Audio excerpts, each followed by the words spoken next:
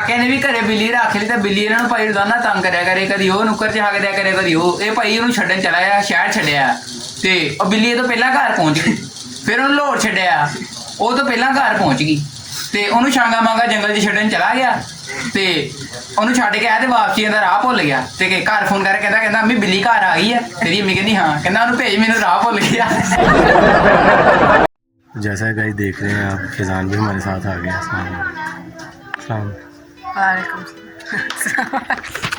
मिथों कर गयो साड़ के कोला वे डोला सियाना थी वे डोला सियाना थी वे। हाँ बाकी किदा फिर कैसा लग गया मेरा गाना? थोड़ी आवाज से बड़ी प्यारे तुसी बसा के आ गया। अस्सलाम वालेकुम गाइस, कैसे हैं आप सब लोग? खैरियत से हैं?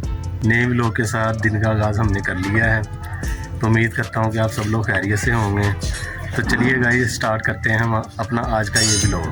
तो भाई ये देखें, अब फैज़ान भाई हमारे आ गए हैं, इनका मुंह देखें गाइस, पुराने बाबे की टेंड हो गया। तो जी गाइस देखें आप, ज़ारा फातिमा हो गई है तैयार। ज़ारा हाय बोलो, हाय। तो ये अरबी जा रही है पढ़ने, इसको मैं छोड़ के आता हूँ। सबसे पहले ज़ारा फातिमा को छोड़ने जा रहे हैं हम अरबी पढ़ने। तो दीन का काम वो पहले है, दुनियावी काम बाद में है। तो ज़ारा फातिमा को छोड़ के आते हैं फिर। जी तो गए, बात ये है कि जो है हमारा अंगीठी वाला, उसकी ना लकड़ियाँ हो गई हैं ख़त्म। तो सबसे पहले तो वो लकड़ियाँ लेके आते हैं। तो चलते हैं फिर, मेरे साथ रहिएगा, मेरी वीडियो देखिएगा, कोशिश करिएगा मेरी पूरी वीडियो देखें आप। जब चलते हैं हम अपना लकड़ी लेके आते हैं। तो ये गाइस देखें, बोरा हमने टांग लिया है।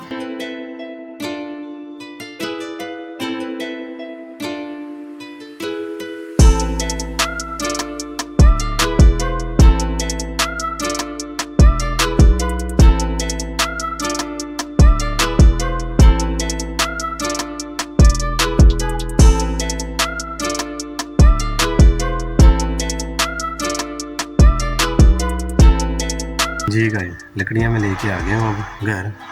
तो उसको धूप लगाने के लिए ना नीचे रख दी हैं सारी। ये देखें,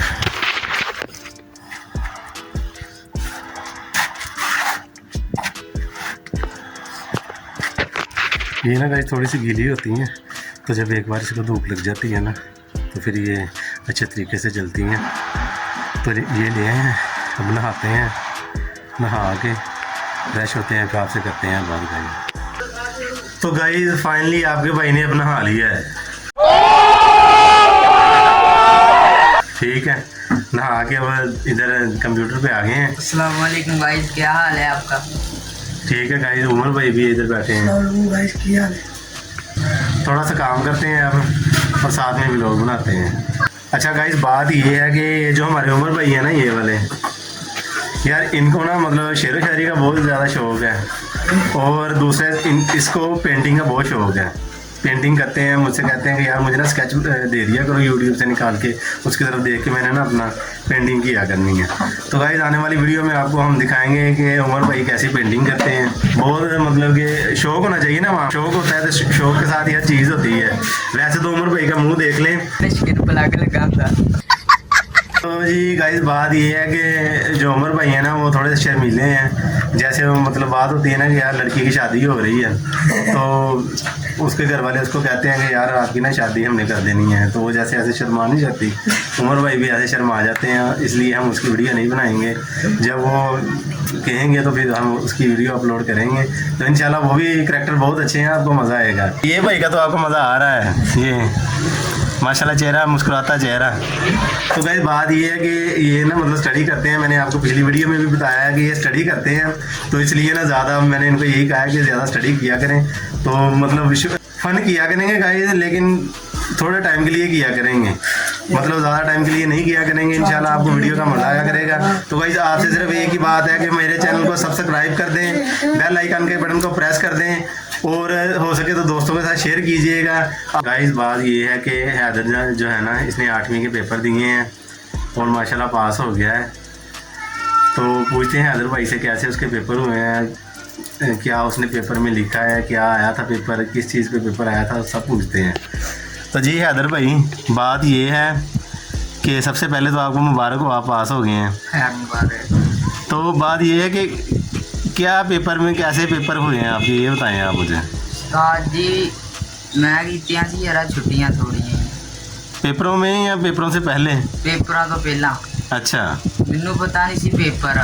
अच्छा जी। मैं गया ही हाँ क्लास च ते बैग अल्लाह वाले मेरे बैग विच गत्ता सीगा। अच्छा यानी कि ਤੁਹਾਨੂੰ पता ही नहीं कि पेपर है? पता ही नहीं। क्या बात है जी, क्या मैं बात फुल है। रिलैक्स हो के जा रहे हैं जिद्दां पहले जाना ना ठीक 9-8 है बजे। हाँ जी।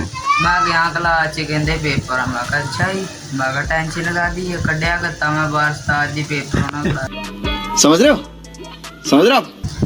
उन्होंने उस्ताद जी पेपर फड़ाया, मैं पढ़िया एक बारी लै भी आ सवाल आ 2 मिनटां दी शीट पूर कीती फड़ाती 7 ਇਹਦਾ ਮਤਲਬ ਤੁਹਾਨੂੰ ਪੇਪਰ ਸਾਰਾ ਆਂਦਾ ਸੀਗਾ? पेपर आंदा सीगा पर मैं अच्छा। याद कुछ भी नहीं सी कीता।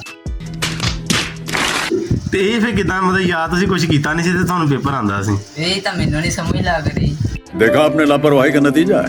हुण पता नहीं ਨਹੀਂ ਉਹ ਤੁਸੀਂ ਪੇਪਰ ਤੇ ਲਿਖਿਆ ਕਿ ਪੇपर ਪੜ੍ਹਨਾ ਹੀ ਨਹੀਂ ਆਇਆ ਕਿ ਯਾਰ ਉੱਤੇ ਕੀ ਲਿਖਿਆ ਵਾ, ਤੁਸੀਂ ਵੈਸੇ ਚੱਕ ਕੇ ਫੜਾਤਾ? पढ़िया नहीं उदा ही थले जवाब लेके वो उस्ताद जी उन्होंने ठीक कर दिया पढ़े कहते वाह यार। ਅੱਛਾ ਤੇ ਉਹ ਮਤਲਬ ਕਿ ਤੁਹਾਡੇ ਕੋਲ ਪੇਪਰ ਆਇਆ, ਤੁਸੀਂ ਬੈਗ ਲੈ ਕੇ ਸਕੂਲ ਆਮ ਰੂਟੀਨ 'ਚ ਤੁਸੀਂ ਕਿਹਾ ਜਿੱਦਾਂ ਜਾਂਦੇ ਹੁੰਦੇ ਆ ਤੁਸੀਂ ਉਦਾਂ ਚਲੇ ਗਏ, ਬੈਗ ਪਾਇਆ ਤੁਸੀਂ? ਇਹ ਹੈਦਰ ਭਾਈ ਗੱਲ ਹੈਗੀ ਇਹ ਕਿ ਜਿੱਦਾਂ ਆਮ ਰੂਟੀਨ ਦੇ ਵਿੱਚ ਤੁਸੀਂ ਜਾਂਦੇ ਆ ਸਕੂਲ, ਤੁਸੀਂ ਬੈਗ ਪਾਇਆ ਹੋਇਆ ਤੇ ਉਹਨੂੰ ਪਤਾ ਨਹੀਂ ਤੁਹਾਡੀ ਵਾਲਦਾ ਨੇ ਬੈਗ ਦੇ ਵਿੱਚ ਉਹ ਗੱਤਾ ਪਾਤਾ ਪੇਪਰਾਂ ਵਾਲਾ, ਇਹ ਵੀ ਨਹੀਂ ਤੁਹਾਨੂੰ ਪਤਾ ये भी नहीं ਲੱਗਿਆ? पता ਤੁਸੀਂ ਬਾਅਦ ਚਲੇ ਗਏ चला ਤੇ गया ਪਾਸ ਕਰਤਾ ਉਹਨਾਂ ਨੇ? पास करता ਅੱਛਾ ਉਸ ਤੋਂ ਅੱਗੇ ਦੱਸੋ ਕੀ ਫਿਰ ਹੋਇਆ? ਕੀਤਾ ਇਹ ਰਿਜ਼ਲਟ ਵਾਲੇ ਦਿਨ ਮੈਂ ਬੈਠਾ ਆਇਆ ਵਾਂ ਤੇ ਸਾਰੇ ਮੁੰਡੇ ਕਹਿੰਦੇ ਹੈਦਰ ਤੇਰੇ ਨੰਬਰ ਆਣੇ, ਸਾਰੇ ਕਹਿ ਰਹੇ।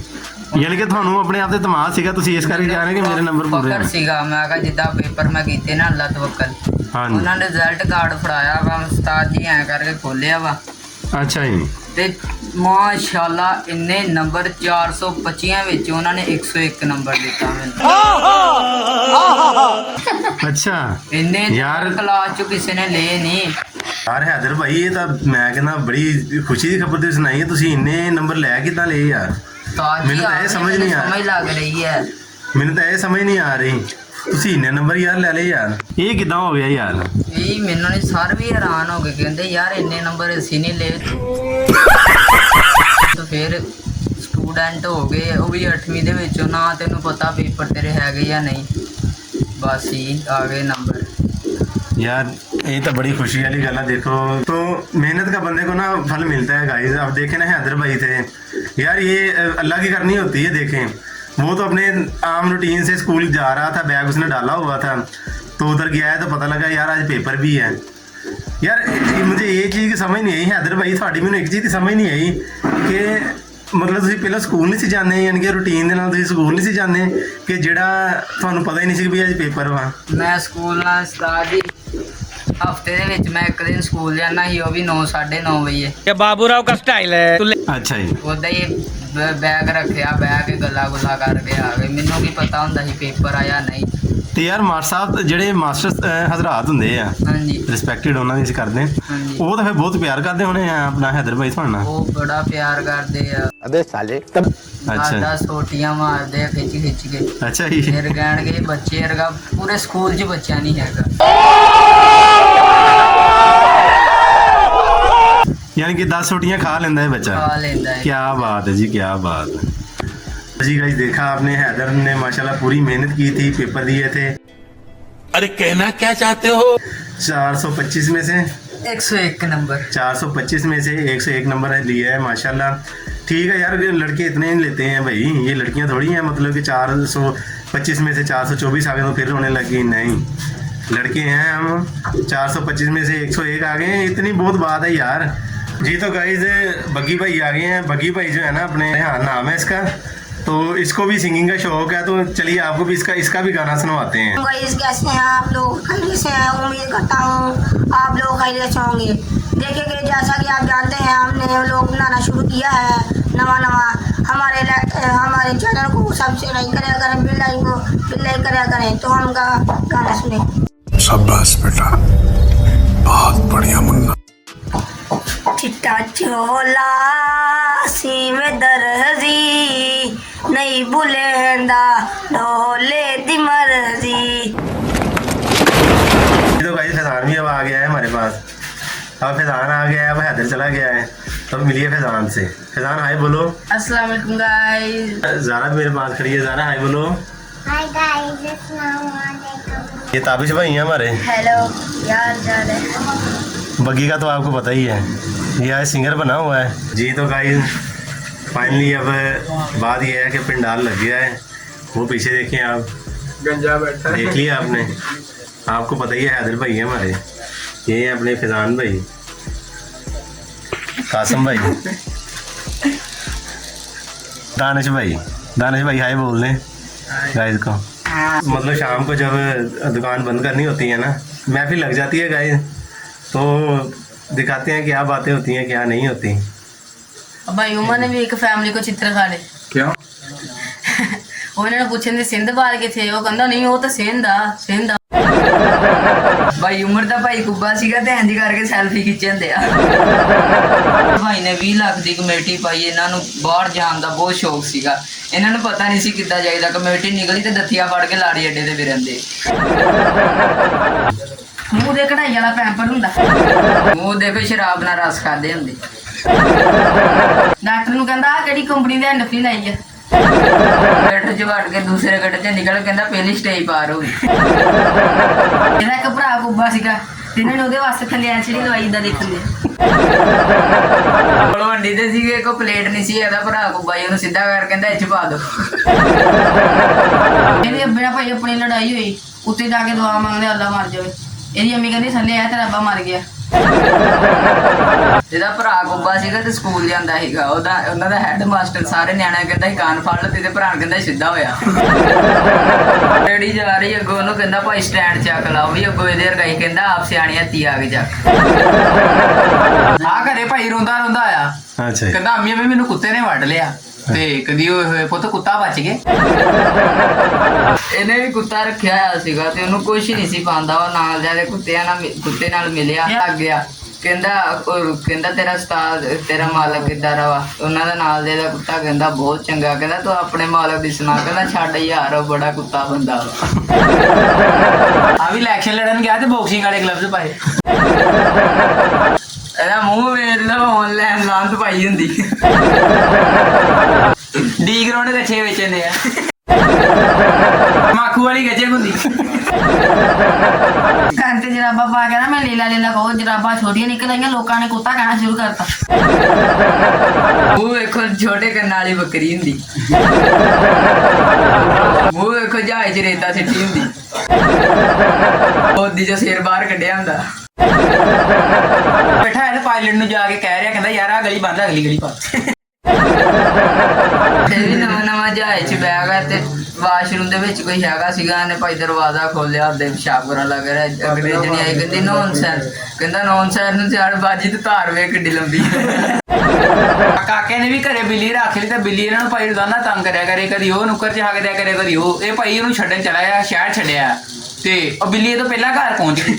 ਫਿਰ ਉਹਨੂੰ ਲਾਹੌਰ ਛੱਡਿਆ, ਉਹ ਤੋਂ ਪਹਿਲਾਂ ਘਰ ਪਹੁੰਚ ਗਈ ਤੇ ਉਹਨੂੰ ਛਾਂਗਾ ਮਾਂਗਾ ਜੰਗਲ 'ਚ ਛੱਡਣ ਚਲਾ ਗਿਆ ਤੇ ਉਹਨੂੰ ਛੱਡ ਕੇ ਆਇਆ ਤੇ ਵਾਪਸੀ ਦਾ ਰਾਹ ਭੁੱਲ ਗਿਆ ਤੇ ਘਰ ਫੋਨ ਕਰਕੇ ਕਹਿੰਦਾ ਅੰਮੀ ਬਿੱਲੀ ਘਰ ਆ ਗਈ ਆ। ਤੇਰੀ ਅੰਮੀ ਕਹਿੰਦੀ ਹਾਂ। ਕਹਿੰਦਾ ਉਹਨੂੰ ਭੇਜ, ਮੈਨੂੰ ਰਾਹ ਭੁੱਲ ਗਿਆ। ਅਮਰ ਭਾਈ ਦਾ ਵਿਆਹ ਸੀਗਾ, ਸਿਰ ਤੇ ਸਿਰਾ ਬੰਨਿਆ ਹੋਇਆ, ਇੱਧਰੋਂ ਵੀ ਤਰੀ ਚੋਰੀ ਇੱਧਰੋਂ ਵੀ ਤਰੀ ਚੋਰੀ। ਮੈਂ ਚੱਕ ਕੇ ਵੇਖਿਆ ਥੱਲੇ ਪੱਟ ਲਗੋਇਆ। ਕੁੜੀ ਵਾਲੇ ਵੇਖਣ ਆਏ, ਉਹਨਾਂ ਨੇ ਹਾਂ ਕਰਤੀ। ਉਹ ਜਾਣ ਲੱਗੇ, ਭਾਈ ਉਮਰ ਦੇ ਨੱਕ 'ਚ ਬੁਲਬੁਲਾ ਨਿਕਲ ਗਿਆ, ਨਾ ਕਰਕੇ। जी तो गाइज़ कैसा लगा आपको हमारा आज का ये व्लॉग? गाइज़ हंसते मुस्कुराते रहिए, ज़िंदगी का कोई पता नहीं है कब बंदा किधर से किधर चला जाता है। तो बहुत शुक्रिया आपका हमारा वीडियो देखने के लिए। मिलते हैं फिर किसी अगली वीडियो में, तब तक के लिए अल्लाह हाफिज़।